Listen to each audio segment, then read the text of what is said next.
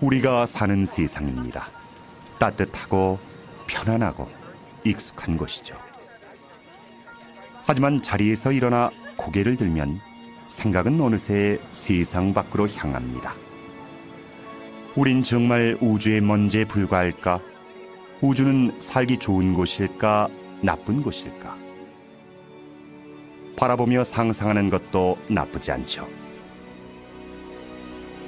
하지만 그곳으로 직접 떠나보는 것은 어떨까요? 우리가 서 있는 이곳에서 우주의 끝까지, 그곳에 감춰진 신비와 전율스런 공포, 찬란한 신세계, 불길한 어둠의 기운,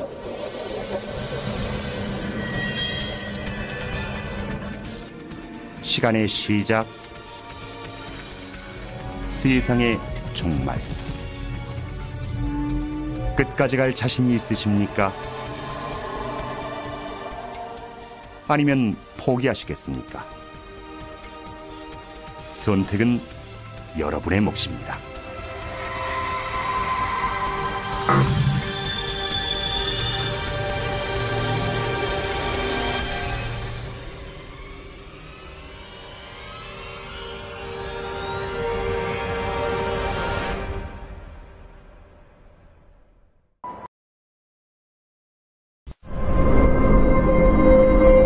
우주의 시작은 겨우 100km 상공이며 지구에서 1시간 거리죠.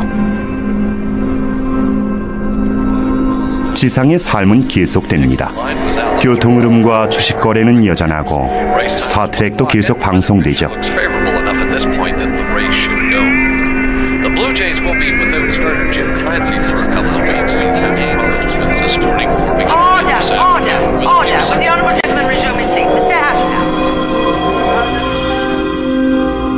하지만 우린 떠나야 합니다. 저 너머 펼쳐진 거대한 검은 바다로.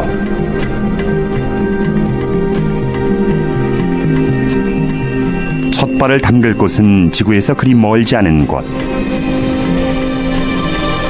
바로 달입니다.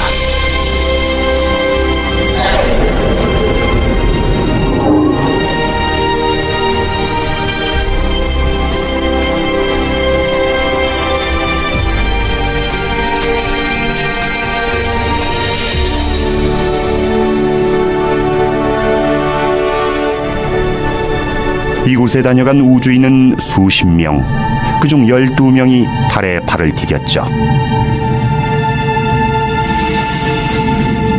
지구에서 겨우 38만여 킬로미터, 우주선으로 3일 거리. 지구를 떠난 지 얼마 되지도 않은 듯합니다.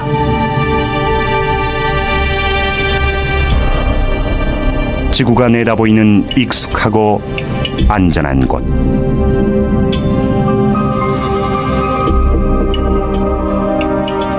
무수한 유성과 소행성의 폭격을 맞은 달은 마치 버려진 전쟁터 같습니다.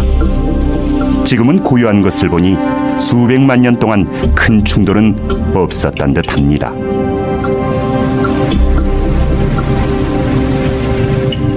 아폴로 11호 달 착륙선을 보니 옛 생각이 납니다. 닐 암스트롱이 남긴 최초의 발자국, 흔적을 지울 공기가 없어 갓 찍힌 것처럼 선명합니다. 수백만 년이 지나도, 어쩌면 인류가 사라진 뒤에도 그대로일 것입니다.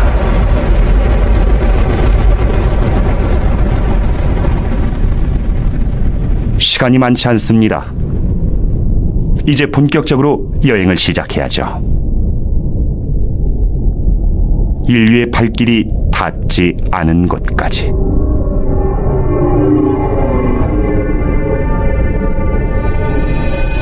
어둠 속에 친근한 모습이 보입니다. 사랑의 여신 비너스, 바로 금성입니다. 샛별 또는 개밥바라기,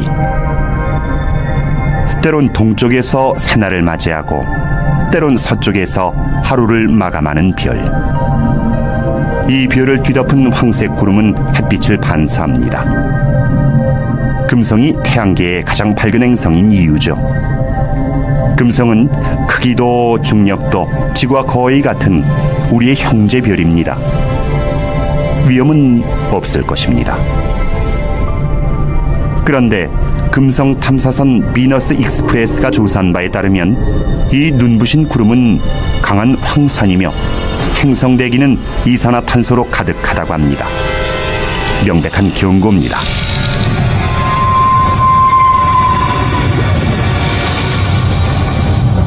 금성은 진노한 여신 같습니다. 숨 막히는 대기, 살인적인 기압, 섭씨 500도에 육박하는 뜨거운 대지. 더 있다가는 질식하거나 으스러지거나 문드러지거나 타버릴 것입니다.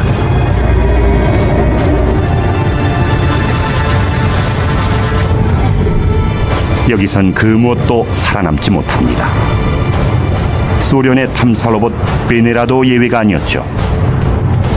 가혹한 환경을 견디지 못하고 부서졌습니다.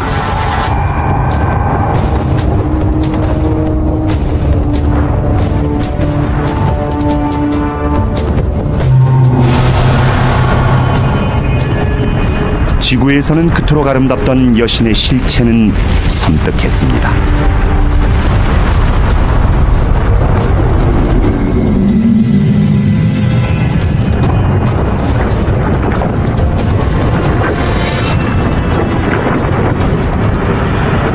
수천 개의 분화구로 표면이 울퉁불퉁한 금성은 지옥이 따로 없습니다. 대기의 주성분인 이산화탄소가 태양열을 가두는 바람에 온난화가 걷잡을 수 없이 진행된 상태입니다. 어쩌면 금성도 형제별 지구처럼 평온한 별이었을지도 모릅니다. 그것이 사실이라면 이것이 우리 별의 미래는 아닐까요?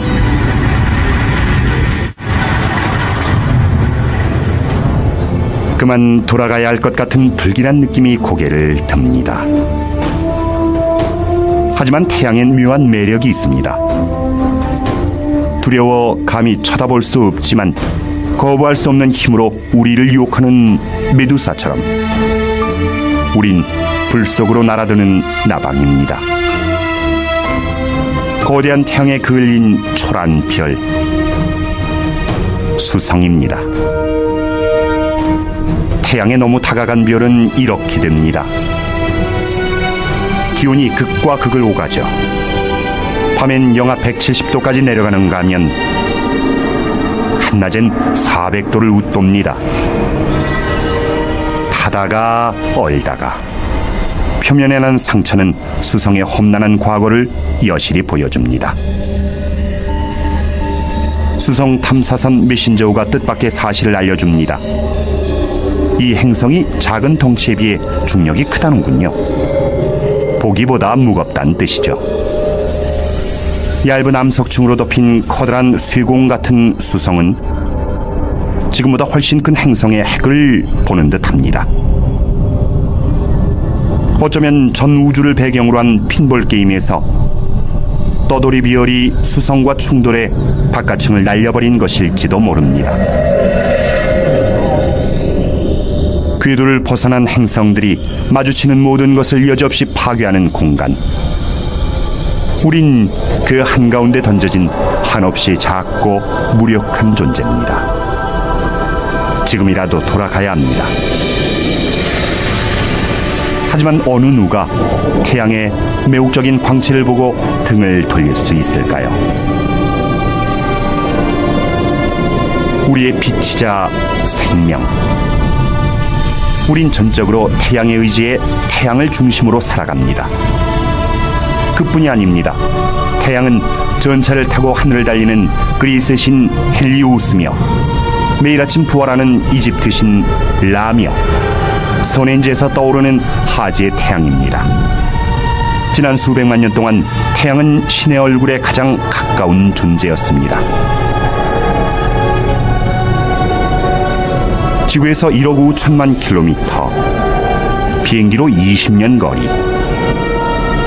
태양이 꺼진다 해도 우린 8분 뒤에야 그 사실을 알 만큼 까마득한 거리입니다. 태양은 지구 100만 개를 합친 것보다 큽니다. 또 중력으로 태양계 전체를 움직일 만큼 무겁습니다.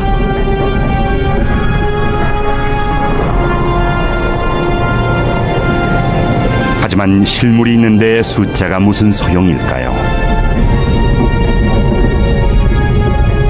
매일 어김없이 우리 머리 위에 떠오르는 친숙한 태양. 가까이 보니 너무나 낯선 모습입니다. 산압계 유동치는 백열가스.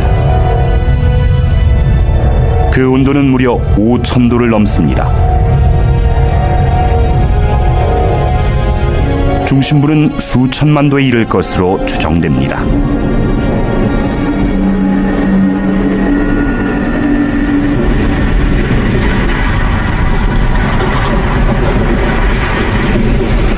이 뜨거운 온도는 핵 반응을 일으키며 초당 수백만 톤에 달하는 물질을 에너지로 바꿉니다. 인류가 생산한 총 에너지보다 많죠. 지구에서 보고 느끼는 빛과 열이 바로 이 에너지입니다. 하지만 가까이에서 본 느낌은 사뭇 다릅니다. 전기와 자기의 작용이 아주 활발하죠. 홍염이라고 하는 고리 모양의 거대한 백열가스에서 방출되는 것입니다. 홍염 한 개는 화산 1000만 개보다 많은 에너지를 내뿜으며 그 안에 지구를 통과시켜도 수만 킬로미터의 여유가 남을 만큼 거대합니다.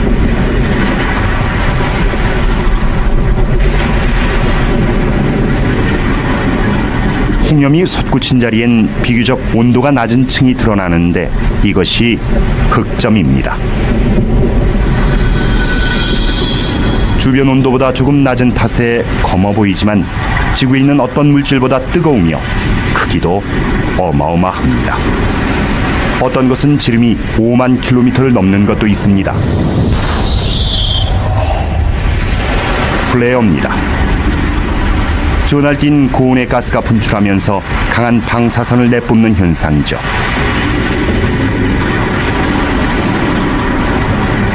언젠가 태양의 연료가 바닥나면 이 모든 것은 멈출 것입니다.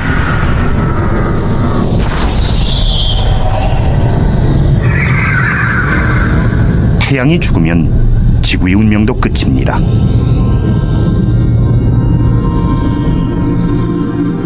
생명을 주기도 하고 빼앗기도 하는 이 신은 우리에게 거리를 두라 경고합니다.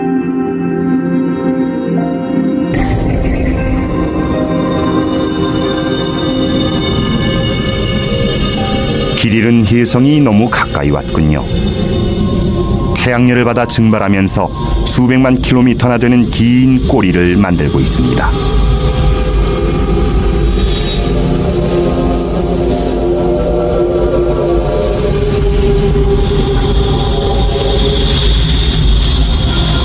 내부는 얼어 있습니다.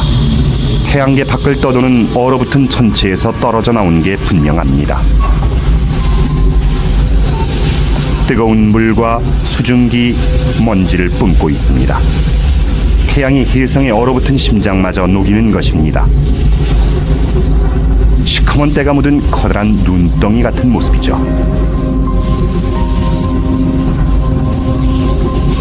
이 작은 티끌들은 유기물 같습니다. 언제부터 얼음에 갇혀 있었는지는 알 수 없습니다. 아마 태양계가 생길 때부터였는지도 모르죠. 만약 이런 혜성이 수십억 년 전 어린 지구와 부딪혔다면 그와 함께 생명의 원료인 물과 유기물이 지구에 전해졌을 것입니다. 여러분이나 저를 낳은 생명의 씨앗은 그때 심어졌는지도 모릅니다.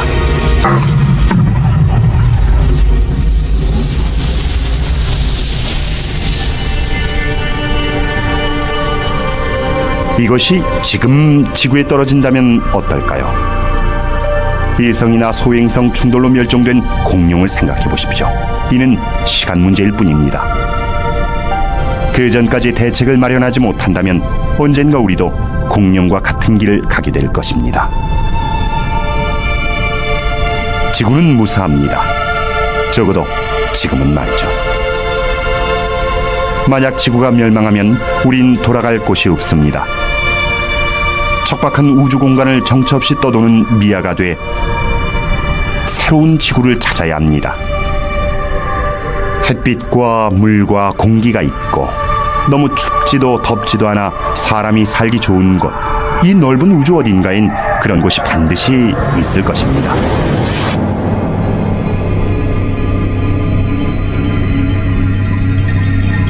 붉은 행성, 화성입니다. 우린 수백 년 동안 화성에서 생명의 흔적을 찾았습니다.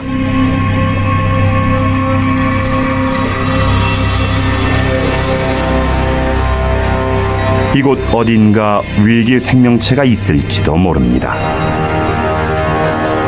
하지만 그게 사실이라면 역사서와 과학서를 새로 써야 하는 것은 물론 우리의 세상은 발칵 뒤집힐 것입니다. 모든 것이 달라질 수도 있다는 말입니다.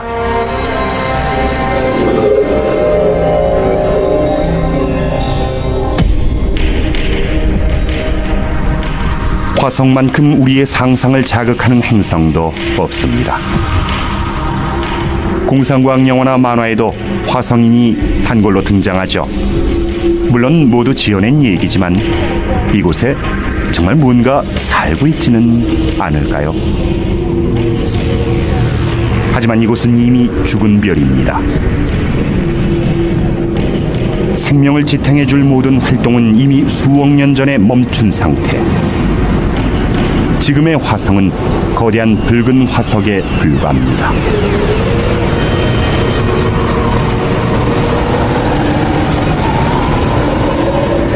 뭔가 움직입니다.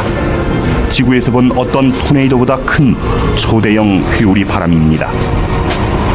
바람이 분다는 것은 다시 말해 공기가 있다는 뜻이고, 공기가 있다는 것은 생명체가 살 수 있다는 뜻이죠. 하지만 사람이 숨쉬기엔 너무 희박하고 이산화탄소도 너무 많습니다. 태양의 자외선을 걸러줄 장치도 없습니다. 게다가 기온은 영하 80도까지 떨어져서 지표와 극지방의 물은 물론 대기 중 수증기까지 얼어 눈이 됐습니다.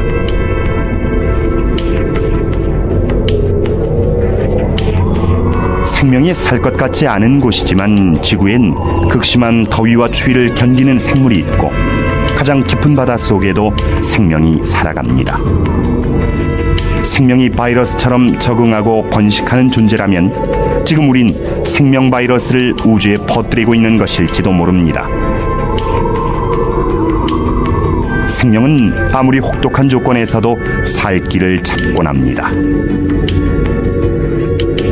하지만 이곳은 죽은 별, 토양의 광물질 등의 영양분을 공급할 지질 활동이 전혀 없고 얼어붙은 물을 녹일 열도 없으며 보이는 것이라곤 짙게 깔린 먼지 구름뿐입니다.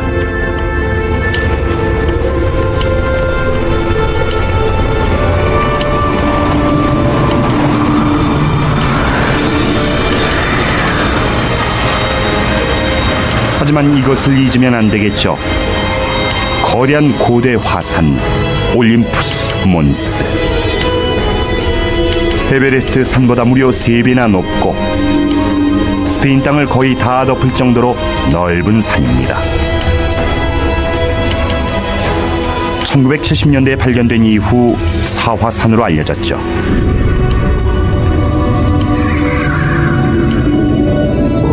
산 비탈에 이상한 흔적이 보입니다.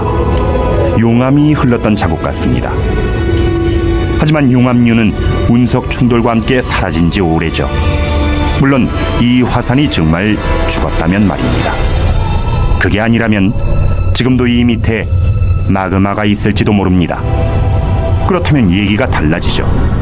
화산 활동은 땅속에 얼어붙은 물을 녹이고 광물질과 영양소를 순환시킵니다. 생존에 필요한 조건이 마련되는 것이죠.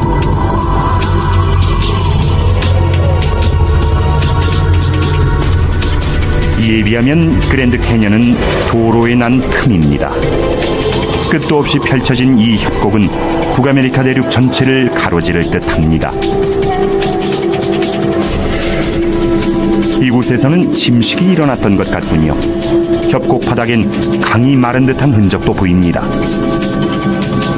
화산 활동으로 녹아내린 땅속 얼음이 이 거대한 협곡을 따라 흘렀는지도 모르죠. 이런 활동은 지금도 얼음을 녹일 수 있고 물을 만들 수 있습니다. 물이 있는 곳이라면 생물도 살 수 있죠. 이곳에 물이 흐른다면 살아있는 생물이 있을 가능성도 있습니다. 적막한 풍경 사이로 움직이는 것은 미국의 탐사 로봇 오퍼튜니티 호입니다. 이 황량한 벌판이 먼 옛날 생명체가 살던 호수나 바다였다는 증거를 찾고 있는 것이죠.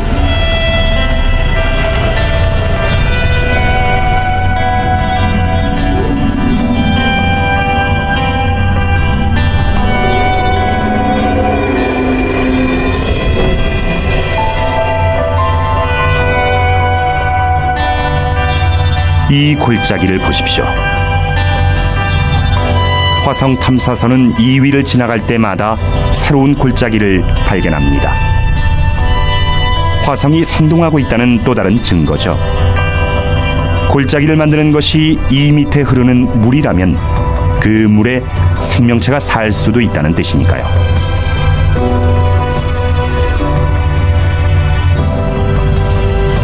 그것을 찾는 게 문제죠. 어쩌면 그것은 화성이 아닌 지구에 있는지도 모릅니다. 지구의 생명체가 여기서 비롯됐다는 학설이 있습니다. 화성이 소행성과 충돌하면서 미생물이 풍부한 화성 파편이 우주로 떨어져 나와 어린 지구에 떨어졌고 그곳에 생명의 씨앗을 심었다는 설이죠. 우리가 화성에 이토록 이끌리는 것도 인류의 고향이기 때문은 아닐까요? 그렇다면 우린 모두 화성인인 셈입니다.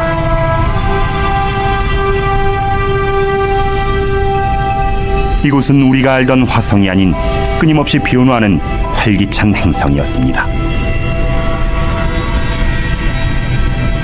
태양계에서 가장 활발히 연구된 화성조차 잘 모른다면 우리가 모르는 것은 얼마나 많을까요?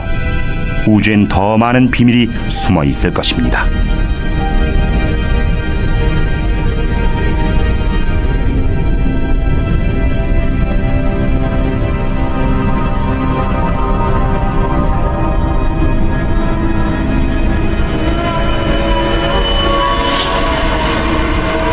점점 겁이 납니다.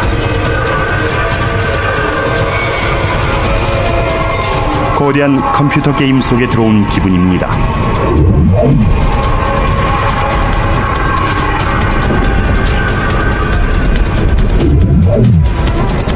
하지만 너무 생생합니다. 지름이 수백 킬로미터에 달하는 소행성도 있습니다. 이것은 길이 30km쯤 되겠군요.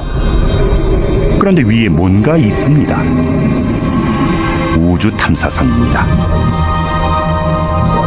시속 8만 킬로미터로 움직이는 소행성에 내리기란 쉽지 않은 일이죠.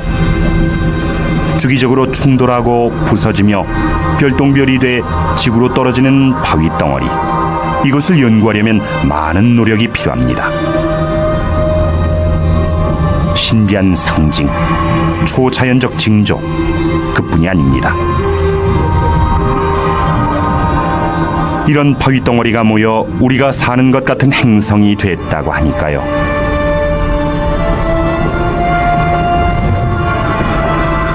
지구에 떨어진 운석의 나이를 따져보면 지구가 45억 년 전에 태어났음을 알 수 있습니다.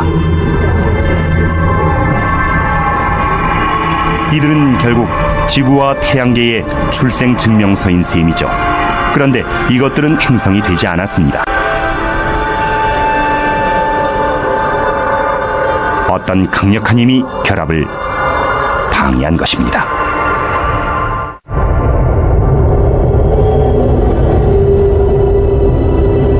목성, 덩치 좀 보십시오. 지구보다 1000배 이상 클 듯합니다. 나머지 행성이 다 들어가도 될 만큼 거대합니다. 이 정도 크기면 인력이 주변에 큰 영향을 미치죠. 그래서 소행성들이 행성이 못 되는 것입니다. 보십시오. 미용이 넘칩니다. 하지만 가까이 들여다보면 꼭 그렇지만도 않습니다.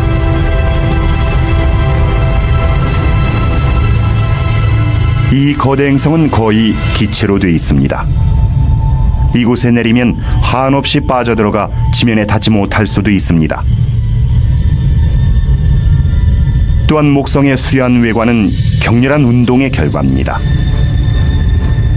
행성이 맹렬한 속도로 자전하면서 시속 수백 킬로미터의 바람을 일으키고 이것이 줄무늬와 소용돌이, 회오리 구름을 만들어내는 것이죠. 그리고 이것은 그 유명한 목성의 대적점,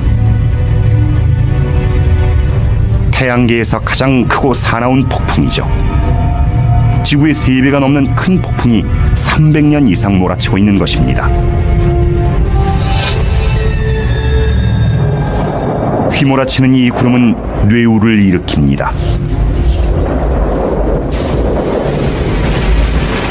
지구에 치는 번개보다 10,000배나 강력한 것이죠.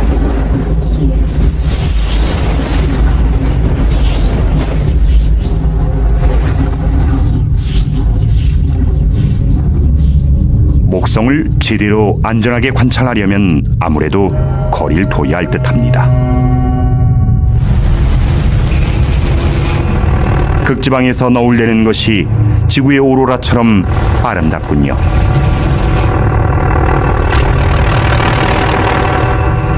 그런데 가이거 계수기가 미친 듯이 돌아갑니다. 목성의 강한 자기장에 이끌린 살인적인 방사선이 만들어낸 오로라인 모양이죠. 이제야 알겠습니다. 이곳이 우리의 예상과는 전혀 다른 세계라는 것을. 우주는 모순과 속임수와 함정으로 가득한 곳이란 것을. 일단 안전한 곳을 찾아야 합니다.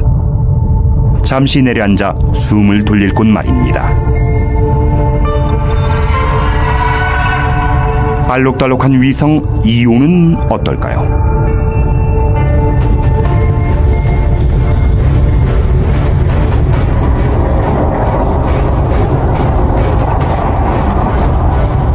울긋불긋한 색의 정체는 녹아내린 바위와 유황, 화산, 뜨거운 화산재와 유황이 수백 킬로미터 위로 치솟고 있습니다. 안전하긴커녕 태양에 버금가는 위험천만한 곳입니다. 우주의 끝으로 가는 우리의 여정은 어느새 생존 싸움이 돼버렸습니다. 하지만 이 모든 위험이 지나면 진정 경이로운 광경이 우리를 기다리고 있을 것입니다.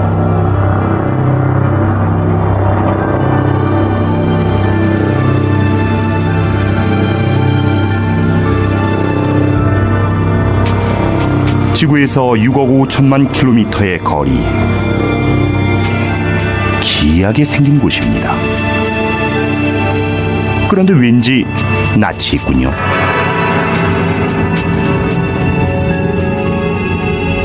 얼음으로 뒤덮인 갈라진 땅이 북극을 보는 듯합니다.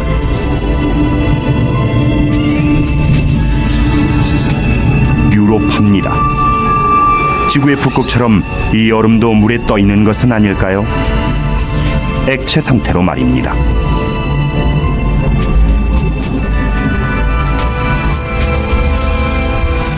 흥미로운 이야기죠. 하지만 태양에서 8억 킬로미터 떨어진 유로파가 꽁꽁 얼지 않았을 리 없습니다.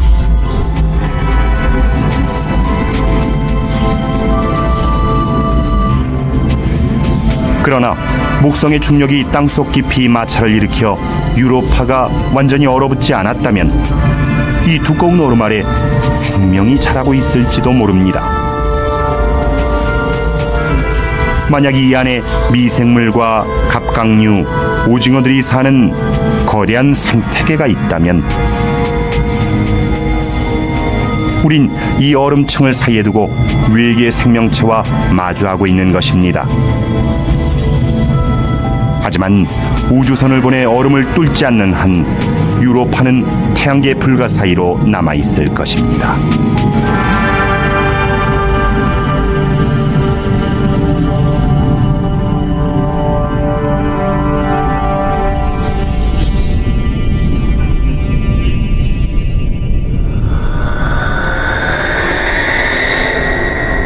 우리의 꿈속에 상상 속에 언제나 존재하는 별.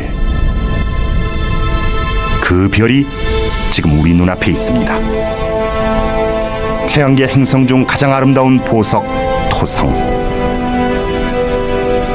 우린 이것을 보려고 이 험한 길을 달려왔나 봅니다. 토성엔 신비한 무언가가 있습니다. 거대한 기체 덩어리인 토성은 물에 뜰 정도로 가볍습니다. 토성의 고리는 지구에서 달의 거리만큼 넓게 퍼져 있지만 두께는 몇백 미터에 불과합니다. 토성 탐사선 카시니호에 희미한 전파가 잡힙니다.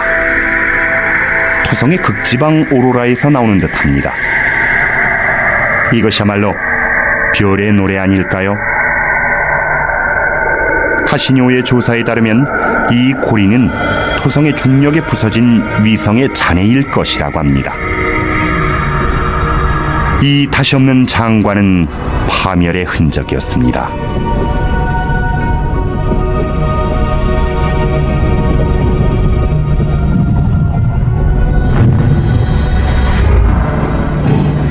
무수히 많은 얼음알갱이, 어떤 것은 각얼음처럼 작고 어떤 것은 집채만 합니다.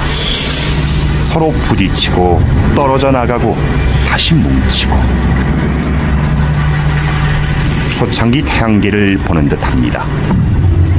먼지와 기체가 갓 태어난 태양 주위를 돌고 인력이 신기한 작용을 하던 시대. 이런 파편이 만나 덩어리를 이뤘고 그렇게 우리의 지구가 탄생했죠.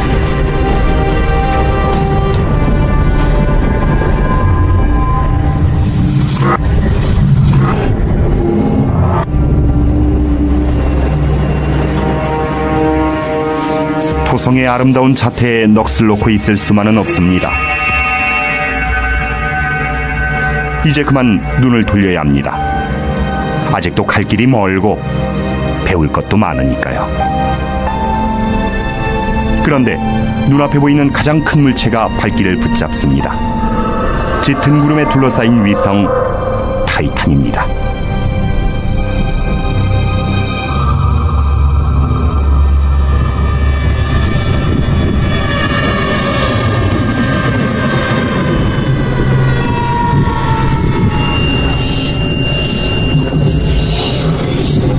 이곳엔 대기가 있는 것 같군요. 바람과 비, 계절까지 있습니다. 강과 호수, 바다도 보입니다. 지금까지 본 천체 중 지구와 가장 비슷합니다. 토성에 머물지 않길 잘했다는 생각이 드는군요. 그런데 이것은 물이 아니라 액체 천연가스입니다. 지구 전체의 석유와 가스 매장량의 수백 배는 될 것으로 추정됩니다. 가져갈 수만 있다면 지구의 모든 도시와 자동차가 수천 년 동안 쓸 수 있는 양이죠. 어쩌면 먼 훗날 이곳에 정착한 지구인들이 쓰게 될지도 모르겠군요. 타이탄이 주인 없는 별이라면 말이죠. 그것을 알아보고자 카시니호의 위성 탐사선 하위 헌스가 타이탄에 착륙했습니다. 그리고 토양에서 유기물의 존재를 확인했죠. 하지만 이곳의 기온은 영하 180도. 생명체가 되기엔 불가능한 조건입니다.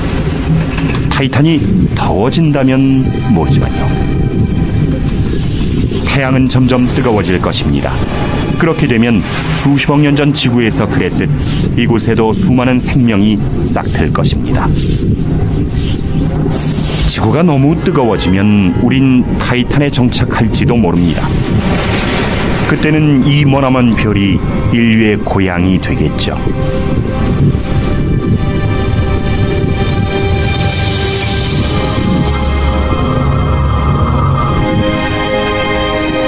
지구에서 벌써 15km 이상 날아왔습니다. 여기서부터 지구는 우리 시야를 벗어납니다. 지금 우린 절벽 끝에 서서 태양계 외곽의 신비한 세계를 바라보고 있습니다. 우리가 진정 우주를 이해하고 그 끝을 보고자 한다면 여길 넘어야 합니다.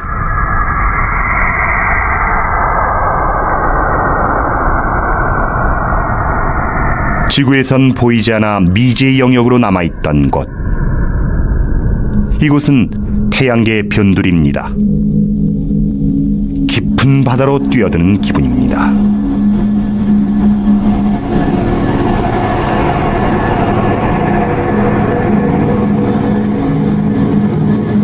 저 고리를 보십시오. 천왕성은 마치 떠돌이별에 부딪혀 넘어진 듯 자전축이 기울어진 모습입니다.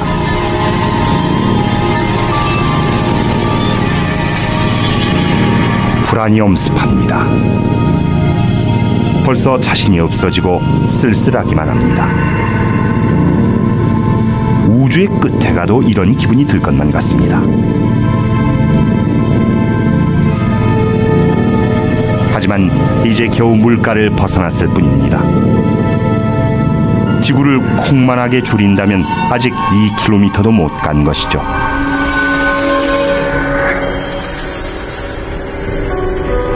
태양계 끝까지 가려면 아직도 2만 킬로미터를 더 가야 합니다.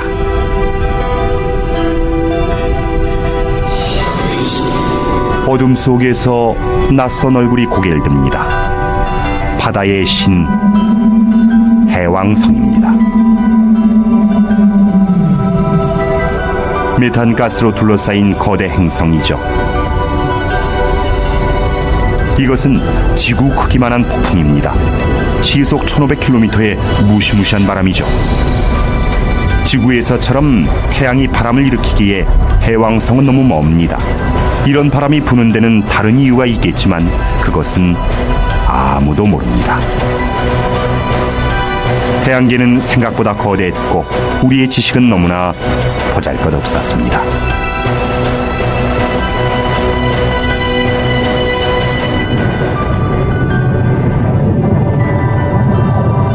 발을 디딜 만한 곳을 찾아 좀 더 깊이 들어갑니다. 드디어 가스덩어리가 아닌 단단한 위성을 찾았습니다.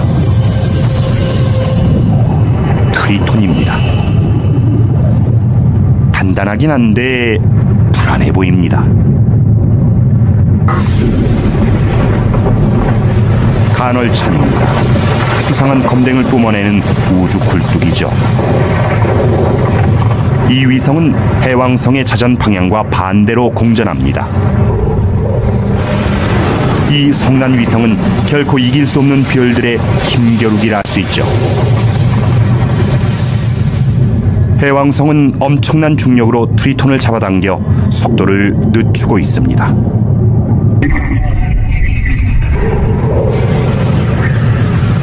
언젠가 이곳은 해왕성의 힘에 무너지겠죠. 이게 답니다. 우리 태양계에 더는 위성도 행성도 없습니다. 태양에서 멀어질수록 기온은 점점 떨어집니다. 우리를 잡아끌던 인력도 약해져 갑니다. 그런데 보십시오. 텅 빈 공간이 아니라 얼어붙은 바위 천지입니다. 얼음성도 있습니다. 명왕성이군요. 얼마 전까지 명왕성은 외톨이 별이고 그 뒤엔 아무것도 없는 줄 알았습니다. 그런데 아니었죠. 전체는 더 있었습니다.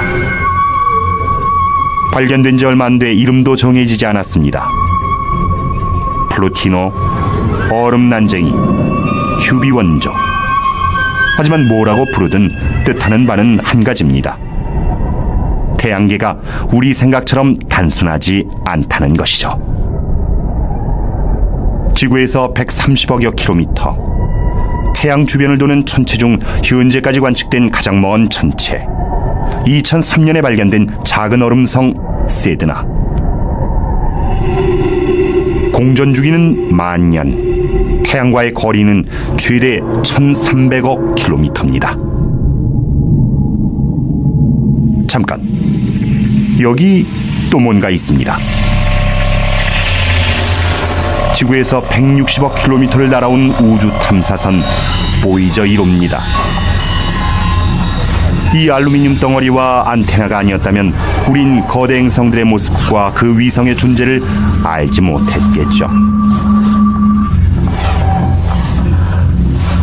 이것은 총알보다 20배나 빠르게 이동하며 지구에 자료를 보냅니다.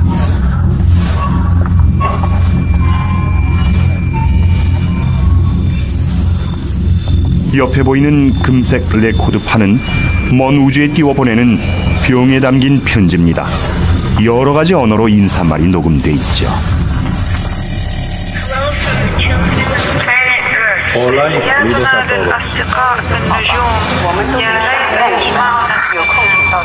우리 태양계의 위치를 담은 지도도 있습니다.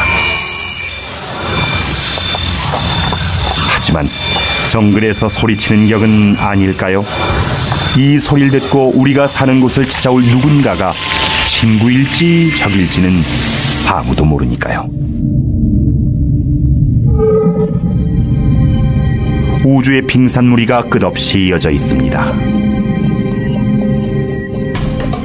처음에 본 혜성 같기도 합니다.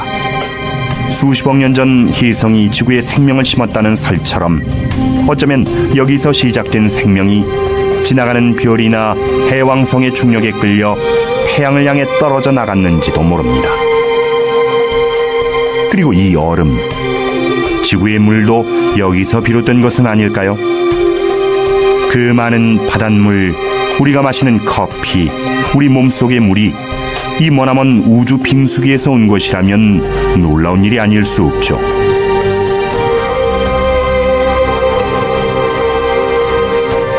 지구에서 800만의 100만 배인 8조 킬로미터 거리. 하지만 이제 걸음을 뗀 것에 불과합니다. 우린 앞으로 몇 조 킬로미터를 더 가야 하니까요. 돌아보는 것은 여기까지. 이제 더 먼 곳으로 나갈 때입니다. 저 앞에 펼쳐진 드넓은 우주, 선간 공간으로.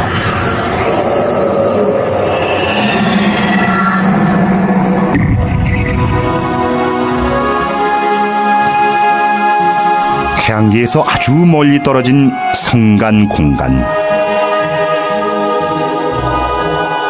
황홀한 풍경입니다. 태양을 닮은 별도 무수히 많고 행성과 위성을 거느린 별도 많습니다.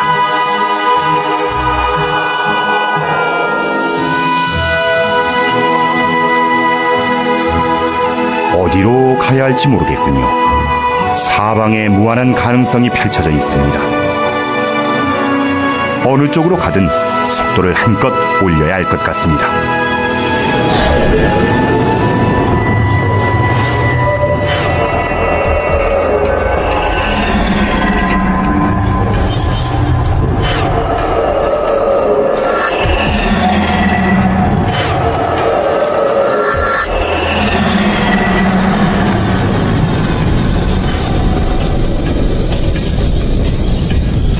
지구에서 40조 킬로미터, 우주선으로 15만 년 거리.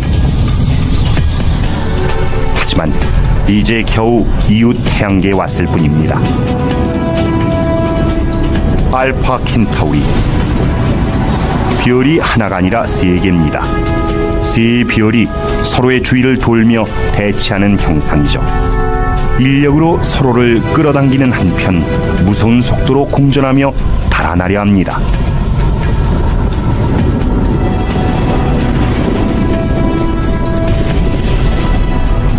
이 사이에 끼이는 순간 우린 어느 한 별에 끌려 들어가겠죠. 까마득히 먼 우주에서 증발하는 것입니다. 몇 킬로미터인지는 무의미합니다. 이제부터 단위는 광년이 됩니다. 한 줄기 빛은 1년 동안 10조 킬로미터를 갑니다. 따라서 40조 킬로미터는 지구에서 4광년 거리죠. 머리가 어지럽군요. 얼마나 먼 거리인지 짐작하기도 어렵습니다. 그래도 가슴이 뜁니다. 저 너머엔 어떤 세계가 기다릴까요? 우주의 끝에 가면, 갈 수 있다면 과연 무엇을 만나게 될까요?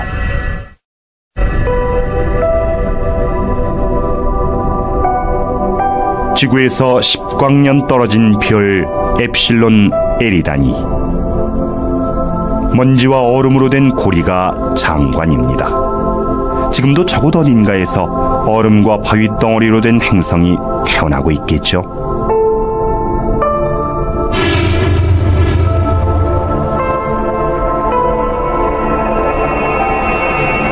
사방의 소행성과 혜성입니다. 마치 수십억 년 전 우리의 태양계를 보는 듯합니다. 그때 지구에서처럼 유기분자와 물을 지닌 이 혜성들이 어린 행성에 생명의 불꽃을 일으킬 것 같습니다.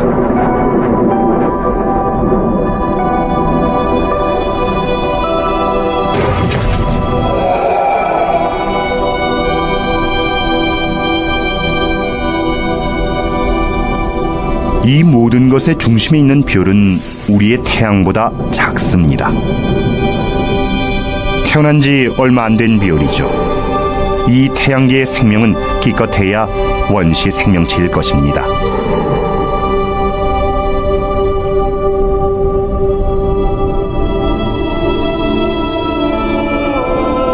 어딘가 더 성숙하고 진화된 태양계가 있겠지만 그것을 찾는 일은 건불밭에서 바늘 찾기일 것입니다.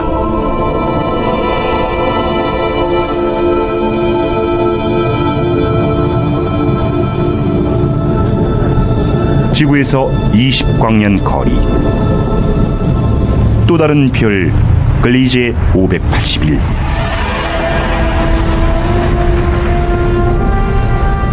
우리의 태양과 비슷한 나이입니다.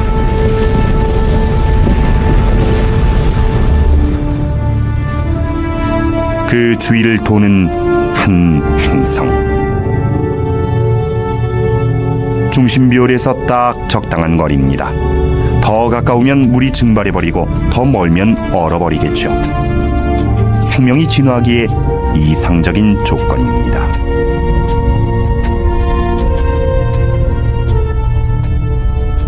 만약 혜성이 이 행성과 충돌해 물과 유기물을 퍼뜨렸다면 이곳에도 우리처럼 복잡한 생명체가 발생했을 수 있고 우리와 같은 문명 세계를 이루었을 수도 있습니다. 그렇다면 지금쯤 이 행성에서 지구의 TV 신호를 수신해 우리의 20년 전 방송을 보고 있을지도 모르죠.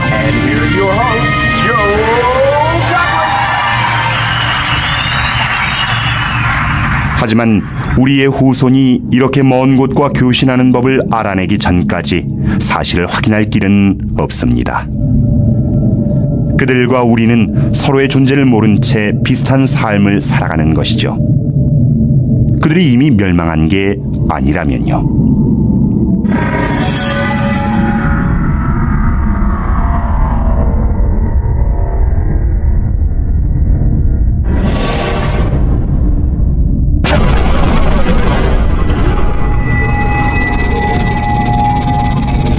혜성의 문제는 이겁니다. 창조도 하지만 파괴도 한다는 것. 6,500만 년 전 공룡이 남기고 간 교훈이 그것이죠. 이런 게 바로 건물밭의 바늘입니다.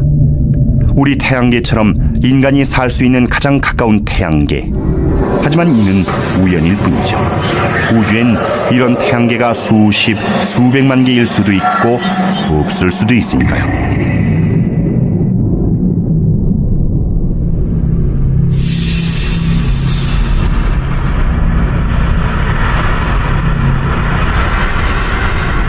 엄청난 크기군요. 자세히 보니 벨레로폰이라는 행성입니다.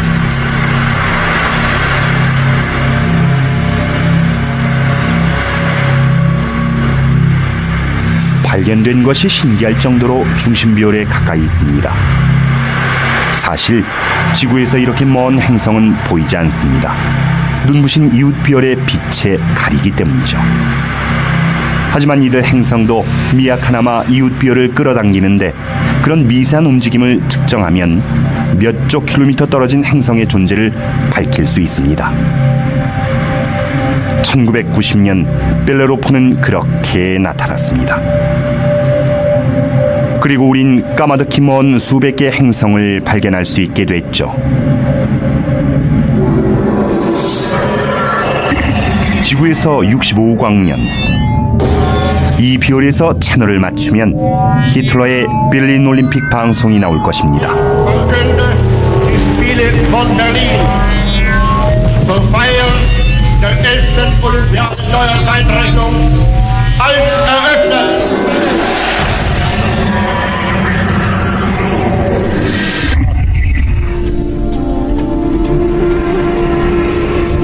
쌍둥이 별, 악마의 별 알골입니다. 불길한 변화 때문에 옛날 사람들이 두려워하던 별이죠. 두 별이 겹칠 때마다 지구에선 별이 깜빡이는 것처럼 보입니다. 가까이 보면 더 이상합니다. 한 별이 다른 별의 인력권 안으로 팽창해 점점 끌려 들어가고 있습니다. 지구에서 100광년 가까이 떨어진 곳, 여기서 귀를 기울이면 최초의 라디오 방송이 희미하게 들립니다.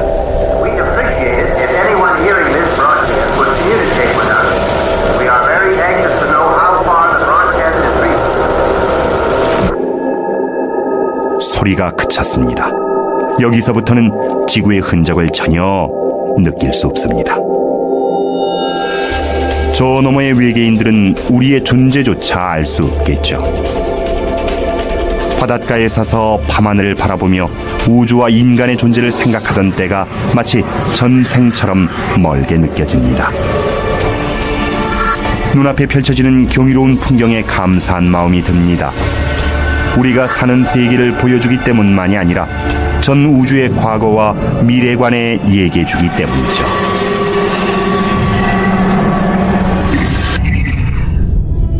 은하수가 펼쳐져 있는 우리 은하계, 별 하나하나가 이야기책인 거대한 천체 도서관이죠. 우리가 책장을 넘겨주길 기다리는 듯합니다. 고대 그리스의 신 아틀라스의 딸들인 7잠의 별, 하늘을 어깨에 짊어지게 된 아버지를 위로하려 별이 됐다는 전설이죠.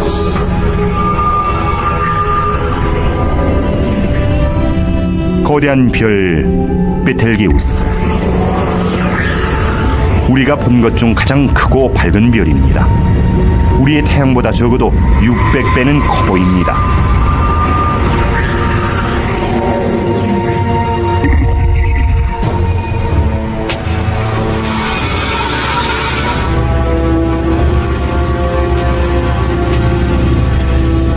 그런데 이것은 별이 아니군요. 행성도 아니고 우리가 본 어떤 것과도 다릅니다.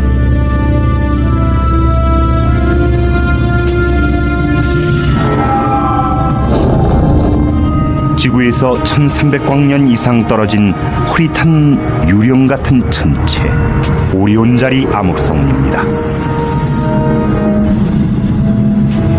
앞이 안 보이는 자욱한 먼지와 가스에 둘러싸여 사방이 가로막힌 느낌입니다.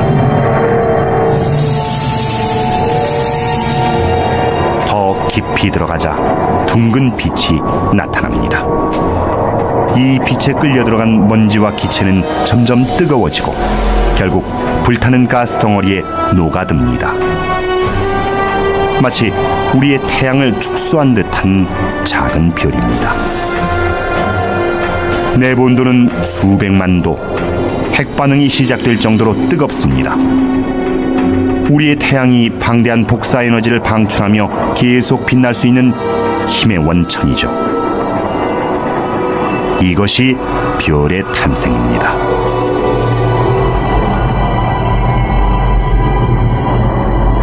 한계가 아닙니다.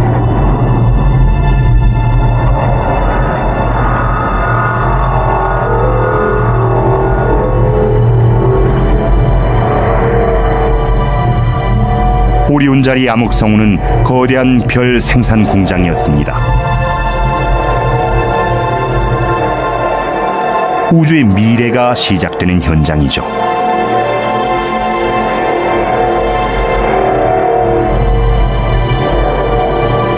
위험과 공포가 가득한 우주를 상상한 우리에게 우주는 자신의 위대한 창조물 별의 탄생을 보여주었습니다.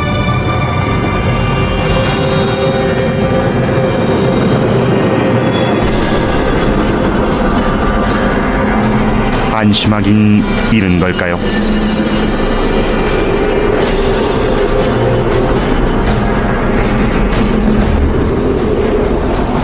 시속 20만 킬로미터의 맹렬한 기세로 가스가 터져 나옵니다. 먼지와 가스 기둥이 끝없이 솟구칩니다.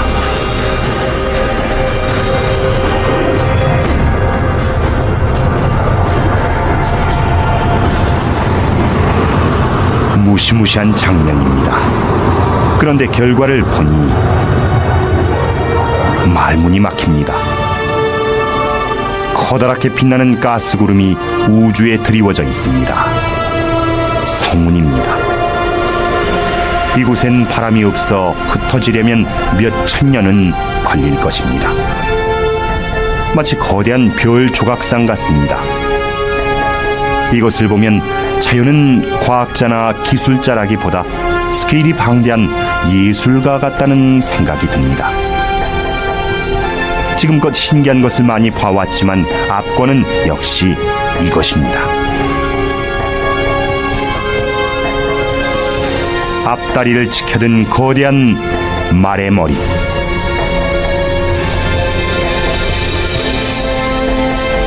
별이 태어나고 자라고 그 다음엔 어떻게 될까요?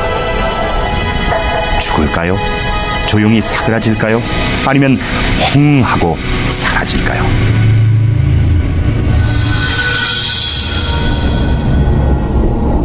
이곳에서부터 우주의 끝 어딘가에 그 답이 있습니다. 4,000광년 정도 더 떨어진 곳, 반짝이는 구름이 별을 에워싸고 있습니다. 한때 우리의 태양처럼 빛나던 별이었죠. 그런데 남은 것은 오색 찬란한 가스뿐. 별 내부의 핵융합으로 생성된 원소들이 별이 죽자 밖으로 나온 것입니다. 녹색과 보라색 기체는 우주를 구성하는 원료인 수소와 헬륨. 붉은색과 푸른색은 지구 생명체의 근본 요소인 질소와 산소입니다. 우리가 살려면 이런 별이 죽어야 합니다. 우리의 피에 들어있는 산소와 DNA에 들어있는 질소, 모두 지구가 태어나기 한참 전에 죽은 별의 핵융합으로 만들어진 것입니다. 인류는 우주 핵폐기물로 만들어진 존재. 우리의 계보 또한 여기서 시작됩니다.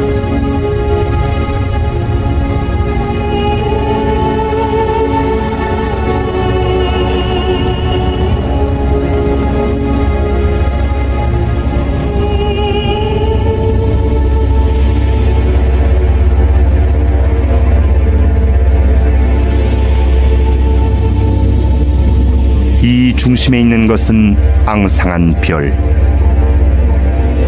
백색 외성, 흰 빛을 발하는 뜨거운 별. 작지만 밀도는 매우 높습니다. 이는 별이 죽는 순간으로 원자가 녹아 밀착된 상태. 밀도가 어찌나 높은지 찻숟가락만한 양의 질량이 1톤이나 됩니다.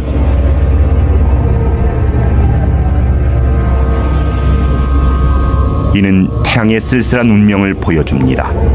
지금으로부터 60억 년 뒤 태양은 백색 외성이 됩니다.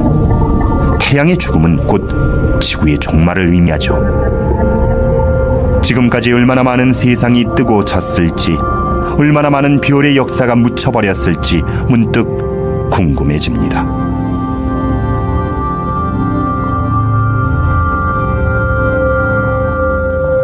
하지만 가장 위대한 역사는 남아 있습니다. 이제 우린 시간을 거슬러 올라갈 것입니다. 우주의 모든 이야기가 시작되는 첫 번째 장로.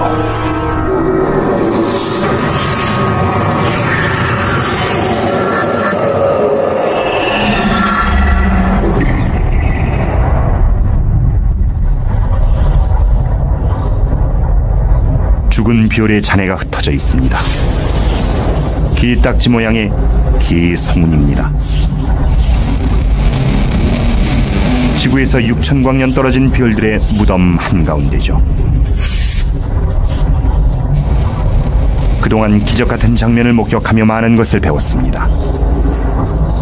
한때 상상조차 하지 못했던 이런 광경도 이제는 담담히 받아들일 수 있습니다. 마음의 준비는 돼 있습니다. 이 앞에 무엇이 기다리든 우린 우주의 끝으로 갈 것입니다. 죽은 듯 보이지만 어쩌면 폭풍이 지나간 자리일지도 모릅니다. 별의 폭발 같은 거대한 별을 먼지와 가스 구름으로 만들 만큼 강력한 폭발이라면 초신성이겠죠.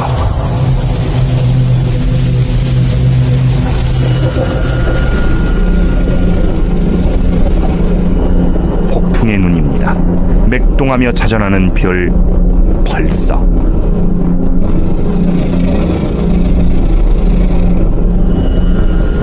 커다란 별의 핵이 중력에 쪼그라든 모양입니다. 지름은 겨우 20km지만 밀도는 상상을 초월하죠. 핀끝만한 양이 많으면 수백만 톤은 될 것입니다. 피겨스케이팅 선수가 제자리에서 돌면서 팔을 안으로 모으듯 이 별도 부피가 줄수록 회전이 빨라집니다. 양쪽으로 내쏘는 광선, 에너지, 방사선, 초당 30회의 고속 회전, 거대한 먼지와 가스구름. 펄서가 내뿜는 방사선의 양은 태양보다 많습니다.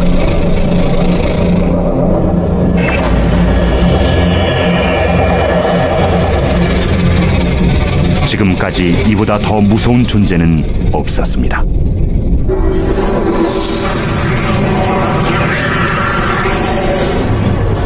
처음에 봤다면 겁에 질렸겠죠. 하지만 이제는 압니다. 모험 없이는 기적도 없다는 것을. 악몽을 두려워하면 꿈꿀 수 없다는 것을.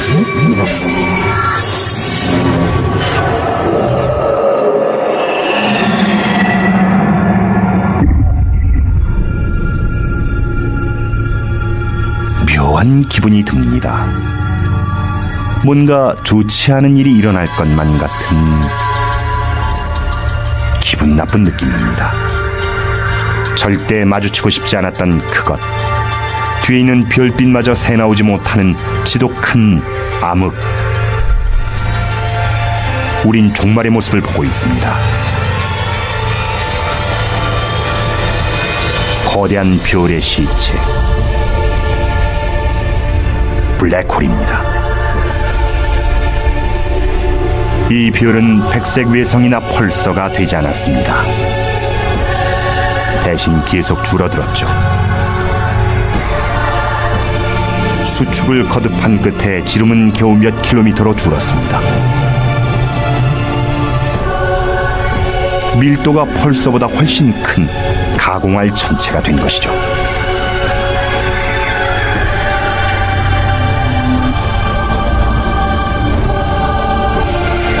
너무 가까이 가면 다시는 돌아오지 못합니다. 왜 블랙홀인지 알겠군요. 그 중력이 너무 강해 빛조차 빠져나오지 못합니다. 단단한 바위 덩어리인 소행성도 블랙홀의 구멍에 빨려 들어가면서 점점 늘어나고 있습니다. 이 안에 우리가 아는 물질은 존재하지 않습니다. 시간도 공간도 없으며 모든 물리학 법칙마저 무시되죠.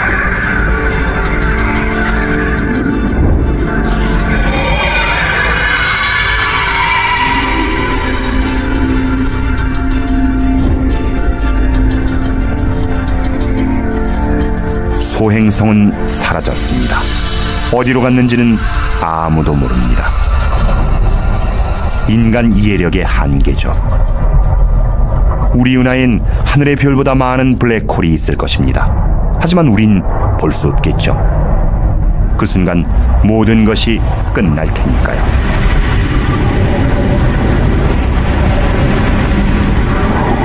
끝이 보이지 않는 나락으로 서서히 사라져가는 이 별처럼.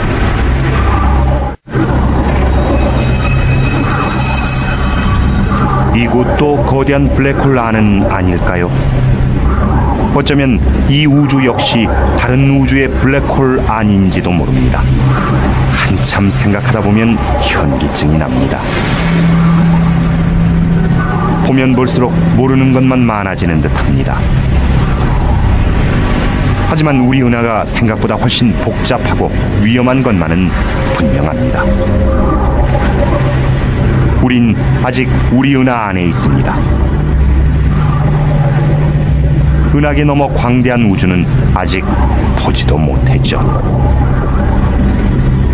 온갖 모험과 신비한 비밀이 우리를 기다리고 있습니다. 먼저 이 은하수를 나갈 방법부터 찾아야 합니다.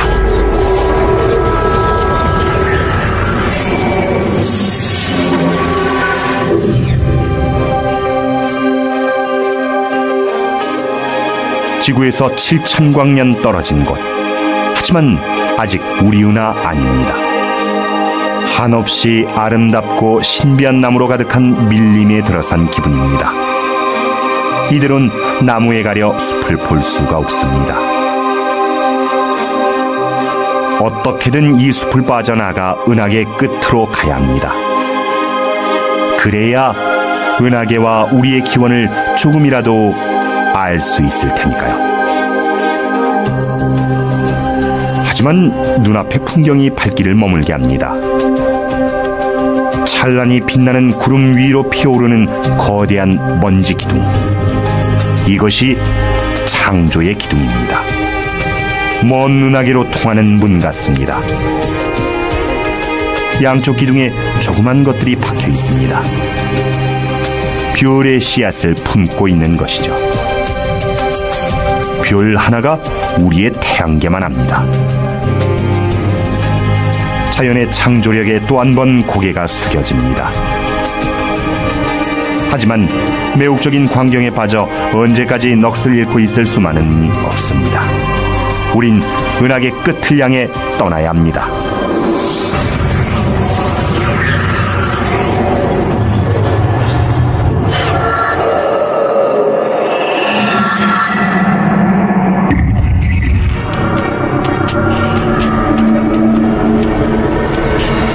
은하계의 황홀한 풍경에 눈이 멀어 그 무서움을 잊고 우주의 지뢰밭에 들어오고 말았습니다.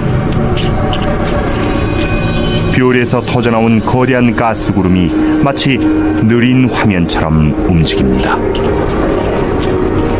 우리 태양보다 100만 배는 더 밝은 거대한 별. 그것이 붕괴되고 있습니다. 연료가 떨어진 것입니다. 에너지원이던 핵반응은 서서히 멈추고 별은 마지막 순간을 맞습니다. 결국엔 중심핵이 급격히 무너지고 그곳에서 새로운 블랙홀이 탄생하겠죠.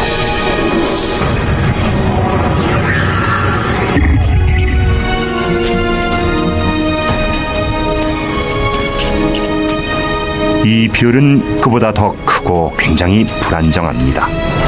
곧 폭발할 것 같습니다.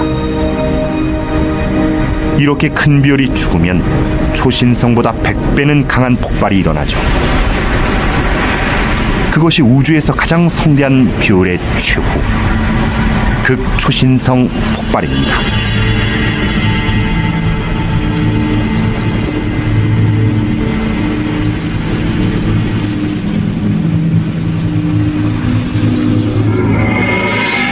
붕괴된 핵은 블랙홀이 됩니다.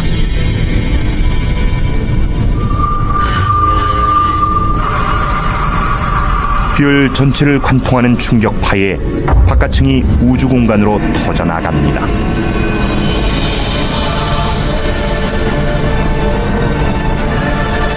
치명적인 방사능이 퍼집니다. 근처에 있던 운 나쁜 행성을 파멸로 몰아가기에 충분한 양이죠. 4억 5천만 년 전 지구의 모든 생물이 절멸하다시피 했던 사건의 원인도 이것이었을지 모릅니다.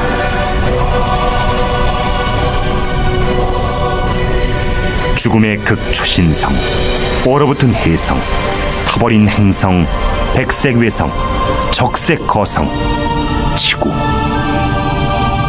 거대한 빛의 연못 속의 작은 물방울. 그것이 우리의 은하계입니다. 우리 별은 어디일까요? 여기 답이 있습니다.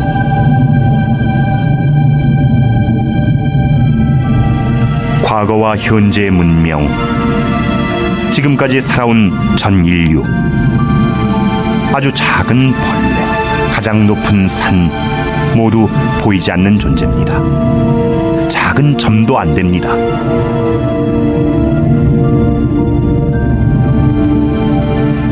우리 지구는 보잘것없는 별을 도는 작은 행성입니다. 지금 당장 없어진다 한들 기도 안 날 것입니다.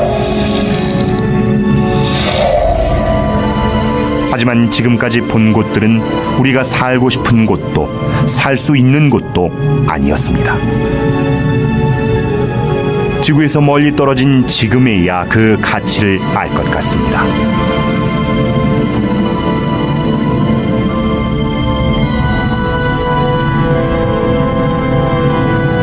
이 별들을 보십시오.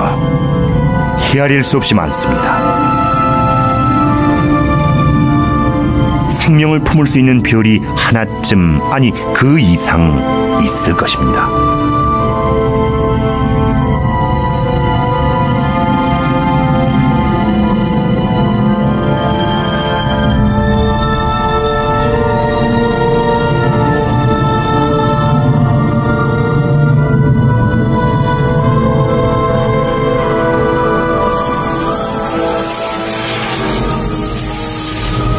별이 촘촘히 모인 이 대성단이 그곳인지도 모르죠. 1970년대 천문학자들은 우리 DNA의 세부 구조와 태양계 지도가 담긴 메시지를 이쪽으로 보냈습니다. 하지만 이렇게 먼 곳까지 그 메시지가 닿으려면 적어도 2만 5천 년은 걸립니다. 우리가 아직 외계 생명체를 보지 못했다고 해서 우주에 다른 생명이 없다고 단정할 수는 없습니다. 발달된 외계 문명의 수를 추산할 수 있는 방정식이 있습니다. 계산 결과 놀라운 결과가 나왔죠. 우리 은하에만 수백만 개의 문명이 존재할 수 있다는 것이었습니다.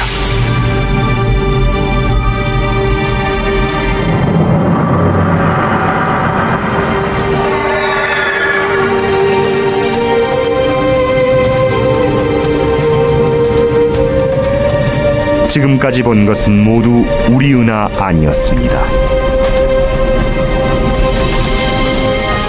기회는 지금입니다. 이제 다른 은하로 나아가 더 큰 그림을 볼 때입니다. 우주 만물이 어디에서 왔는지도 알 수 있을지 모릅니다. 준비됐습니다.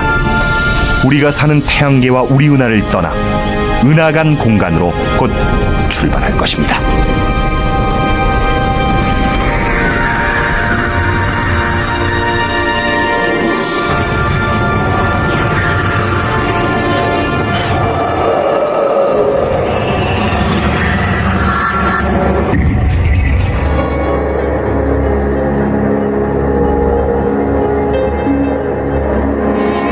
은하계 너머, 은하 사이의 광활한 공간을 지나 우린 드디어 은하간 공간에 무사히 진입했습니다.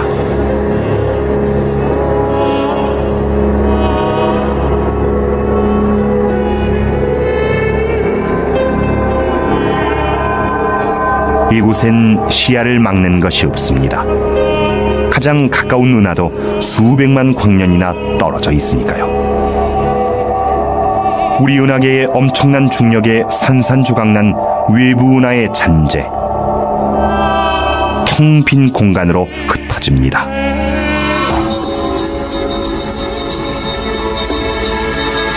이곳은 우주에서 가장 완벽한 진공에 가까운 상태지만 정말 아무것도 없는 것은 아닙니다. 기체가 희미하게 남아있고 먼지도 엷게 흩어져 있습니다. 그뿐이 아닙니다. 암흑물질도 있습니다. 우린 볼 수도 느낄 수도 맛볼 수도 만질 수도 계량할 수도 없는 불가사의한 물질이죠. 하지만 우주 구성 성분의 90% 이상을 차지할 만큼 흔한 것입니다.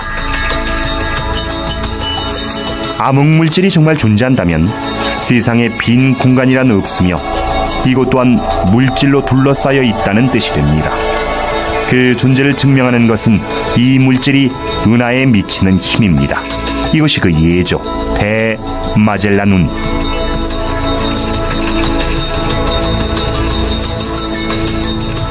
오늘날 가장 빠른 우주선으로 60억 년 이상 걸리는 거리.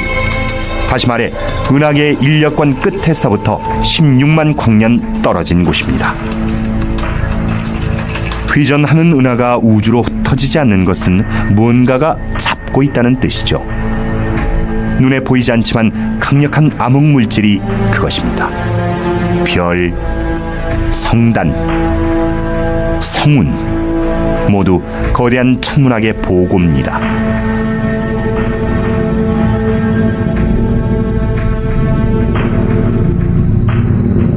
이것은 꼭 반짝이는 진주 목걸이 같습니다.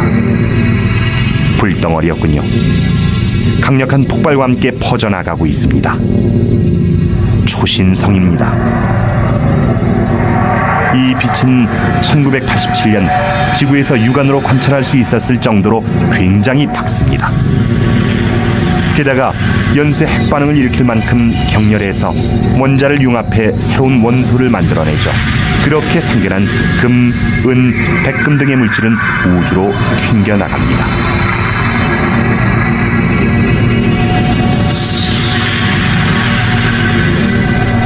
여러분 손가락의 금반지도 수십억 년 전 몇 조 킬로미터 떨어진 이런 거대한 초신성에서 만들어진 것입니다.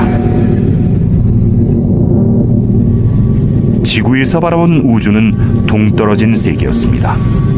하늘에 떠있는 전혀 다른 세계. 그런데 아니었죠. 우주의 이야기가 곧 우리 모두의 이야기였습니다.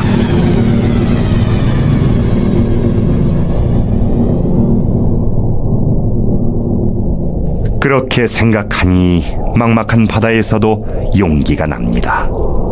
우린 계속 나아갑니다. 더 멀리, 더 빨리.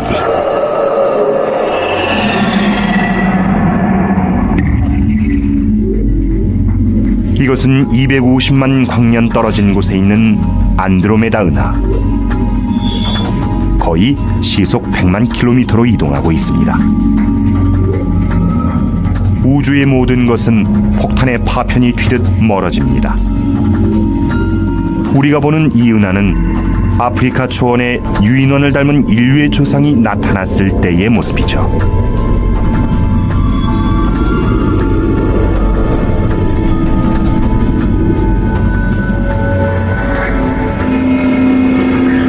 시간을 거슬러 올라가 좀 더 먼 곳으로 갑니다.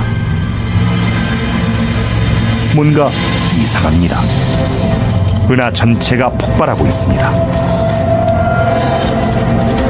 이 정도 대규모 폭발을 일으킬 수 있는 것은 다른 은하밖에 없습니다. 세상의 종말 같습니다.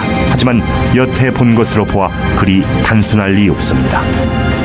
이 은하는 죽는 게 아닙니다. 새로운 별과 함께 새로운 모습으로 다시 태어나는 것이죠. 먼지와 가스가 충돌하면 마찰과 충격파가 발생하고 그 힘으로 새 별이 태어날 테니까요.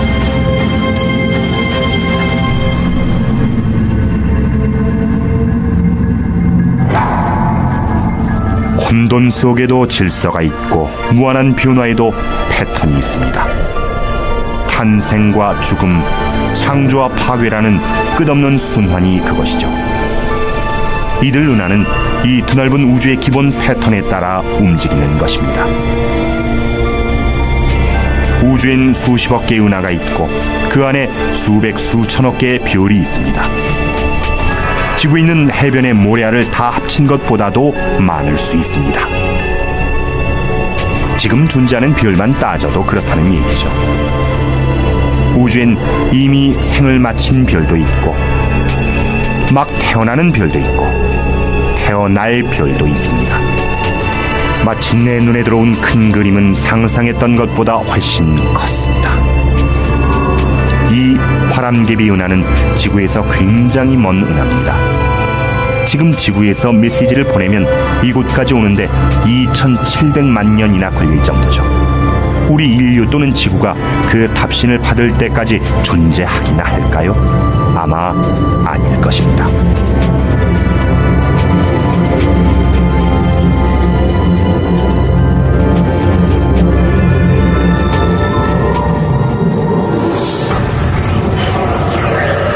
계속해서 시간을 거슬러 갑니다. 공룡이 멸종된 시대를 지나고 지상에 처음 생물이 나타난 순간도 지났습니다.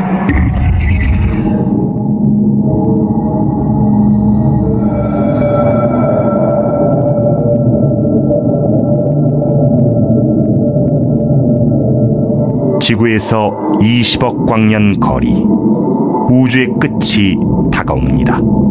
시간은 거의 처음으로 돌아갑니다. 이것은 은하가 아닙니다. 은하 수백 개를 합친 것보다도 박습니다. 눈부신 에너지 빔이 몇 조 킬로미터까지 뻗어나갑니다. 이렇게 크고 밝은 것이라면 힘도 어마어마할 것입니다. 경험으로 보아 우주에서 힘은 곧 위험을 뜻합니다. 우주에서 가장 위험한 천체, 준성 같습니다. 정말 그렇다면 목적지를 눈앞에 둔 이곳에서 우리의 여행도 끝나는 것일까요?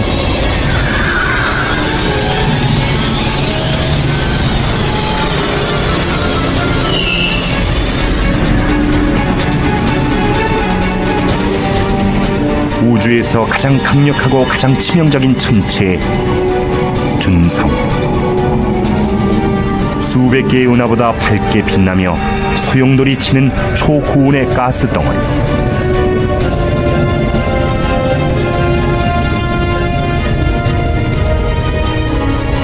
가공한 힘의 원천은 이 거대한 짐승의 심장부에 있습니다. 태양 10억 개의 질량과 맞먹는 어둠의 핵, 초대형 블랙홀이 그것이죠.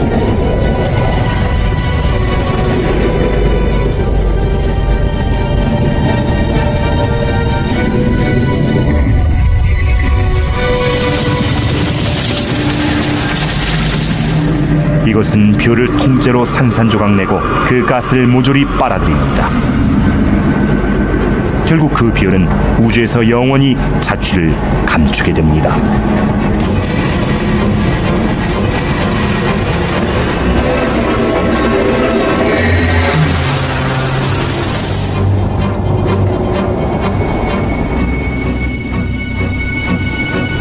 우린 우주의 가장 무서운 힘을 목격했고 그 파괴력이 얼마나 굉장한 것인지도 알았습니다. 남은 곳은 우주의 끝. 이제 거의 다 왔습니다.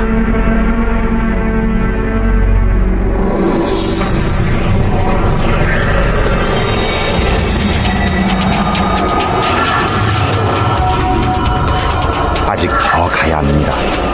미지의 영역으로 넘어가려면 더 빨리 움직여야 합니다.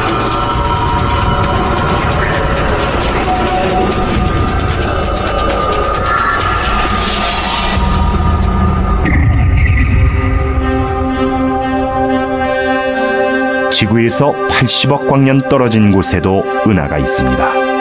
그런데 좀 다릅니다. 작고 초라한 것들만 모여 있습니다.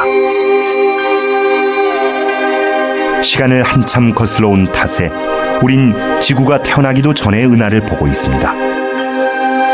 아직 덜 자란 어린 은하입니다. 이 모든 것의 근원지가 멀지 않습니다. 120억 광년 전,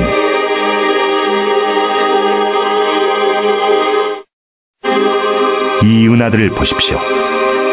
캄캄한 바닷속을 떠다니는 원시 플랑크톤 같습니다.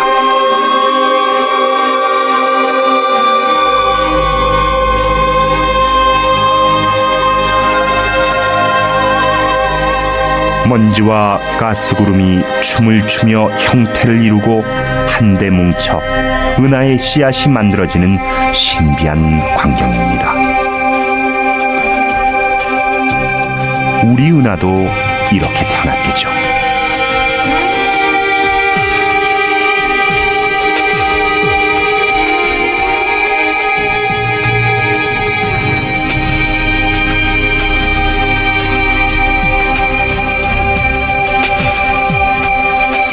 은하가 사라집니다. 지금은 별조차 태어나기 전 우주의 암흑기입니다. 좀 더 시간을 거슬러 올라가니 빛이 보입니다. 우리가 아는 지금의 우주를 탄생시킨 힘, 대폭발의 잔광입니다.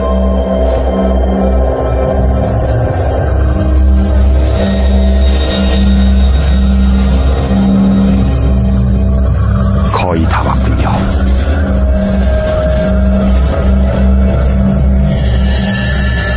여기, 바로 이곳입니다. 우리가 찾던 우주의 끝. 지구에서 1300km 떨어진 곳, 135억 광년 전입니다.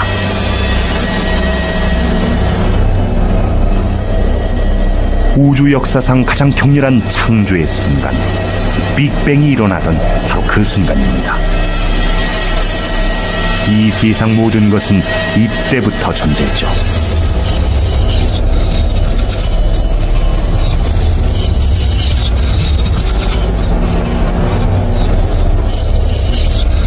세상의 모든 종교와 문화가 이를 알고자 했습니다. 하지만 이런 창조의 힘이 어디서, 왜 왔는지는 여전히 의문입니다. 우리의 여정은 여기서 끝나지만 우주는 여기서부터 시작입니다.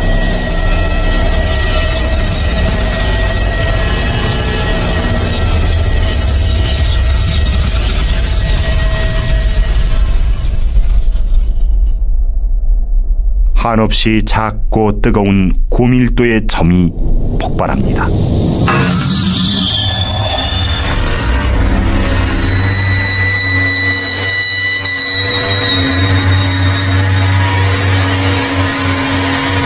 이어서 시간과 공간, 물질, 우리의 우주가 생겨납니다. 처음엔 원자보다 더 작은 입자만 하던 것이 어느 찰나인가 손바닥으로 쥘 수 있을 만큼 커집니다. 그리고 잠시 후 어느새 지구만해집니다.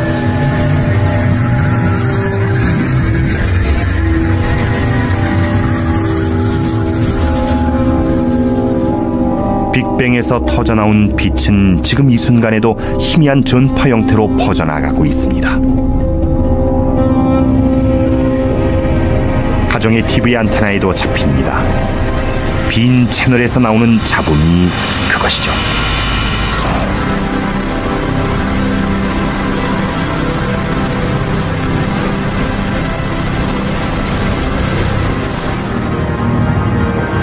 이젠 폭발의 충격파를 타고 거슬러 온 시간을 되돌아갑니다. 그동안 마주친 모든 것들이 빅뱅의 불똥이 돼 날아갑니다. 은하도 별도 행성도 모두 작은 파편입니다.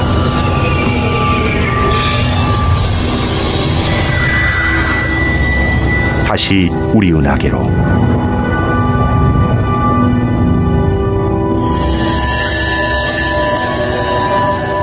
우리 태양계로.